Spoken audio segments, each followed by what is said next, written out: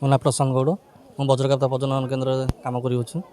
ବଜ୍ରକାପ୍ତା ଆଜି ବିଶ୍ୱ ବଜ୍ରକାପ୍ତା ଦିବସ ପାଳନ କରାଯାଉଛି। ବଜ୍ରକାପ୍ତାଙ୍କ ମାଂସ କାତି ସକା ଯେଉଁ ରେଟ୍ରେ ଶିକାର ଚାଲିଛି, ସେଥିପାଇଁ ଆଜି ଫେବୃଆରୀ ମାସର ତୃତୀୟ ଶନିବାରକୁ ବିଶ୍ୱ ବଜ୍ରକାପ୍ତା ଦିବସ ରୂପେ ପାଳନ କରାଯାଉଛି।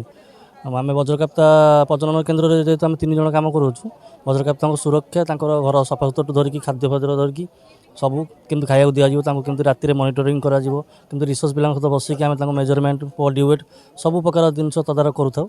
ଆଉ କେତେ ବର୍ତ୍ତମାନ ଆପଣଙ୍କର ବଜ୍ରକାପ୍ତା ଅଛନ୍ତି ନନ୍ଦନକାନନ? ଆମ ବଜ୍ରକାପ୍ତା ପ୍ରଜନନ କେନ୍ଦ୍ରରେ ମାତ୍ର 23ଟି ବଜ୍ରକାପ୍ତା ଅଛନ୍ତି। କେତେ ଅଛନ୍ତି? 23ଟି ବଜ୍ରକାପ୍ତା ଅଛନ୍ତି। ବର୍ତ୍ତମାନ ଆପଣ ତାଙ୍କର ବାପା ମା ହିସାବରେ ବଜ୍ରକାପ୍ତାକୁ ଆପଣ ଲାଳନ ପାଳନ କରୁଛନ୍ତି, ଆଜ୍ଞା। କେମିତି କ'ଣ ଲାଗୁଛି ଆପଣଙ୍କୁ?